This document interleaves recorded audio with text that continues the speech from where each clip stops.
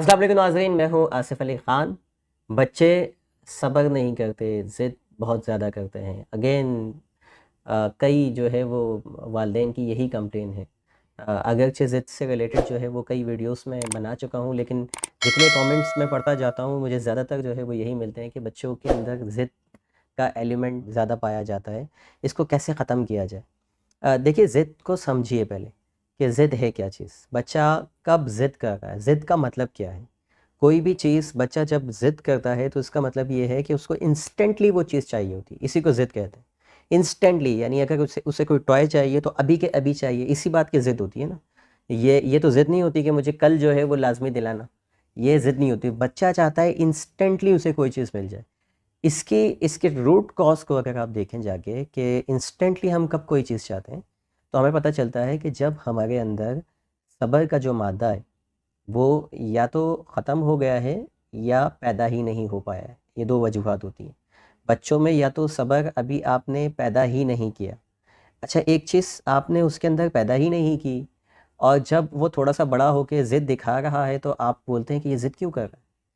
इसको तो सब्र करना चाहिए। तो सब्र वो कहाँ से लेके आएगा? सब्र वो आसमान से नहीं लेके आएगा। पैदाइश के साथ सब्र नहीं मिलता है कि वो जब पैदा हुआ था तो उसके अंदर मौजूद था। सब्र सिखाया जाता है, सब्र डेवलप किया जाता है, बच्चे के अंदर इंस्टॉल किया जाता है। कैसे किया जाता है? 5 बातें आज मैं आपको बताने वाला हूँ। आप अपने बच्चों को किस तरह से साबिर बना सकती हैं और मतलब सब्र एक ऐसी चीज़ है कि अल्लाह कहता है कि मैं सब्र करने वालों के साथ हूँ। मतलब ये कोई छोटी जो है वो सिफ़्त नहीं है इंसान की, बहुत बड़ी सिफ़्त कि अल्लाह साथ हो जाता है जब सब्र इंसान के अंदर पैदा हो जाता है। लेकिन हम चूँकि बचपन से ये डाल ही नहीं पाते उनके अंदर, बच्चों के अंदर, तो होता क्या है फिर जवानी और बुढ़ापे तक यही मसाइल रहते हैं लोगों के साथ कि वो चाहते हैं कि हर चीज़ इंस्टेंटली मिल जाए। जब यही बच्चे टीनेजर्स होते हैं, जो वालिदैन टीनेजर्स बच्चों के वालिदैन हैं, मुझे देख रहे होंगे, वो इस बात की गवाही देंगे कि हाँ, हमारे बच्चे नौजवानी में अब हमारी सुनते नहीं, उनको फ़ौरी-फ़ौरी चीज़ें चाहिए होती। बचपन में तो फिर आप मार-पीट के अच्छा, सब्र ज़िद कर रहा है वो बच्चा और वो कर किसकी वजह से रहा है कि उसके पास सब्र नहीं है। अच्छा, हमारे पास इसका फ़ॉर्मूला क्या है? फ़ॉर्मूला ऑफ इलाज, इसका इलाज क्या है कि हम या तो उसको वो चीज़ दे देंगे जान छुड़ाने के लिए, तो वो अगली बार दोबारा उसने ज़िद करनी है, या फिर हम उठाएँगे डंडा, मार, पीट।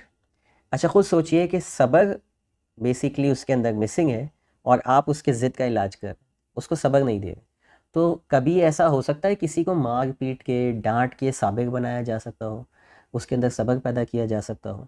ऐसा पॉसिबल ही नहीं है। मतलब दोनों चीज़ें इंटायरली ऑपोज़िट हैं। मार-पीट और सब्र दोनों एक-दूसरे से इंटायरली ऑपोज़िट है।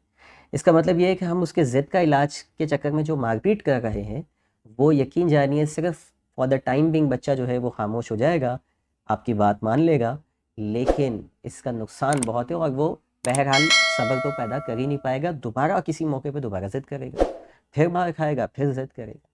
तो हमें जो एक्चुअल कॉज़ है, उसके ऊपर जाना है कि बच्चों में सब्र कैसे पैदा की जाए। अगर सब्र आ जाए, तो ऑटोमेटिकली ज़िद जो है वो कंट्रोल होती चली जाएगी।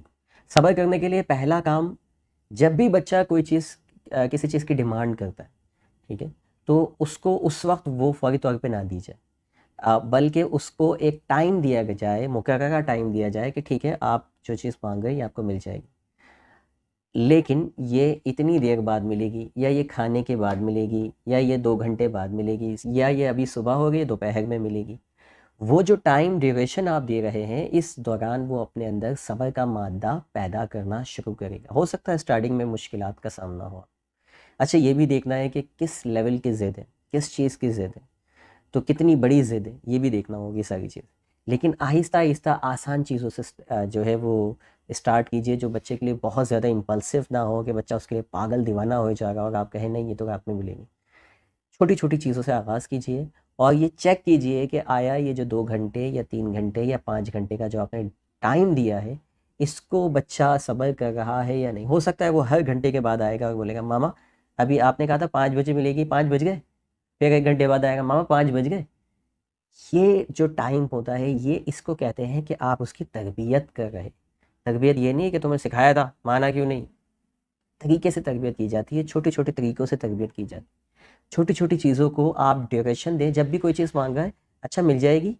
अच्छा कभी दे भी दें, ये भी नहीं कि आप हर बार बच्चे को पता हो कि मामा से कोई भी चीज़ मांगूंगा, बाबा से कोई चीज़ मांगूंगा, वो हमेशा मुझे टाल देंगे, ऐसा नहीं। अच्छा बहुत ज़्यादा जिद कर रहा हो, नहीं कंट्रोल में आ रहा हो, आप वो चीज़ दिखा दें उसको, देखिए ये रखी हुई है आपके सामने, ताकि उसको थोड़ी सी उसको पता चले कि हाँ मुझे मिल जाए।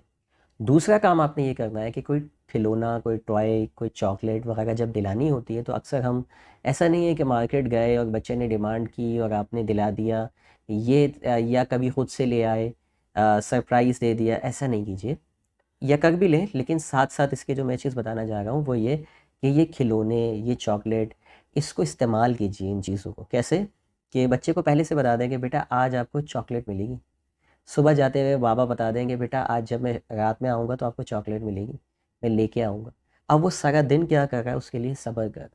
तो वो जो सब्र का पैमाना है ना, वो उसका जो है वो इस्तेमाल हो रही है चीज़ें, मतलब डेवलप हो रही है चीज़ें। रात भर वो हो सकता है हाथ बांध के घूमे फिरे, कब पापा आएँगे, कब मेरे लिए लेके आएँगे। उसके अंदर इस तरह डेवलप होंगी चीज़ें।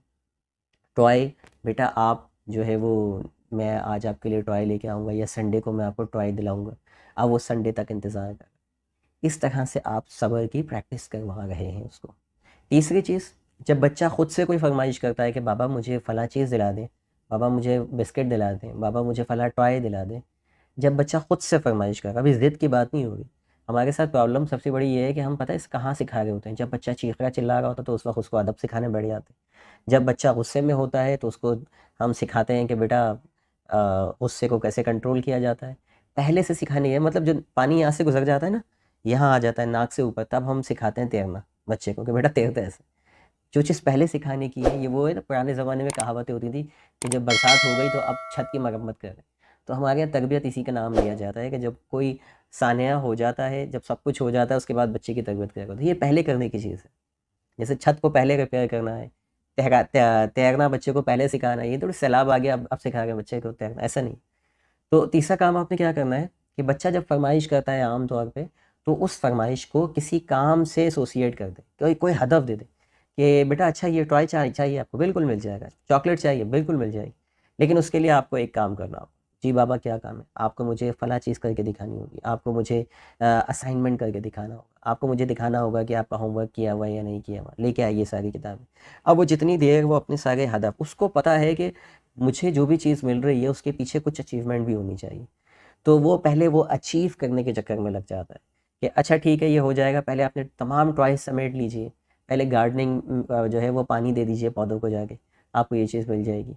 इस तरह बच्चे को ये भी पता होगा कि मुझे कोई भी चीज़ हासिल करनी है तो उसके लिए मुझे प्राइस पे करनी होती है, कोई ना कोई कीमत चुकानी होती है। वो कीमत कुछ भी हो सकती है, वो कीमत पौधों को पानी डालना हो सकता है, घर में सफाई करना हो सकता है, मामा की हेल्प करना हो सकता है, व्हाटएवर, असाइनमेंट हो सकते हैं, जो दिल आप चाहे।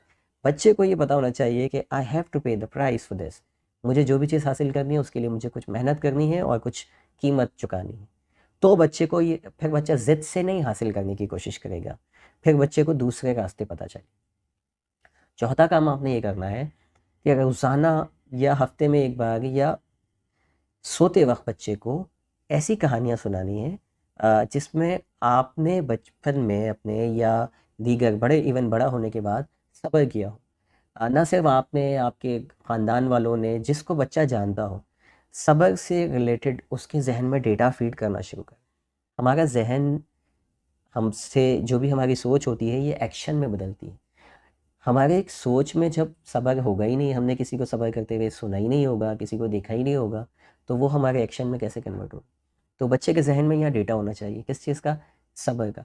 चाहे वो अंबिया की कहानियाँ हों, चाहे वो सहाबा की कहानियाँ हों, चाहे आपकी कहानी हो, नानी, दादा, दादी, परदादी की कहानी हो। कहानियों की सूरत में डेटा सेव होना चाहिए कि इन्होंने ऐसे सब्र किया था और उसके बाद इनको ये चीज़ मिली। रोज़ाना ना सुनाएँ, अलग-अलग मौज़ूआत सेलेक्ट करें, लेकिन ये सबक से रिलेटेड जाना चाहिए उसके ज़हन में डेटा। 5वां काम, खुद आपने रोल मॉडल बन के दिखाना है, यानी खुद सब्र का मुज़ाहरा भी करना है। ऐसा नहीं है कि बच्चे को आप चाहती हैं कि साबिर बन जाए और ख़ुद में सब्र ना हो। खुद बात-बात पे चिढ़ जाती हो, बात-बात पे गुस्सा आ जाता हो और हस्बैंड से लड़ती हो या हस्बैंड वाइफ़ से लड़ते हो अपनी डिमांड्स को लेके कि मुझे शॉपिंग नहीं करवाई, आज के आज ही शॉपिंग करवाइए। ठीक है? तो बच्चा देखेगा जब अब वालिदा को मेरे जो है सब्र नहीं है, वो बोल रही है अभी के अभी चाहिए, तो फिर मैं क्यों करूँ?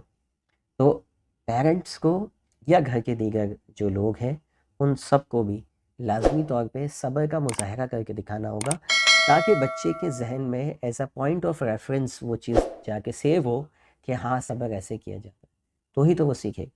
उम्मीद है ये 5 बातों पर आप अमल करके अपने बच्चों को साबिर बना सकते हैं, उनकी ज़िद को ख़त्म कर सकते हैं, कई बिहेवियर से रिलेटेड जो मसाइल आते हैं आप उनको कंट्रोल कर सकते हैं। मिलते हैं इंशाल्लाह अगली वीडियो में।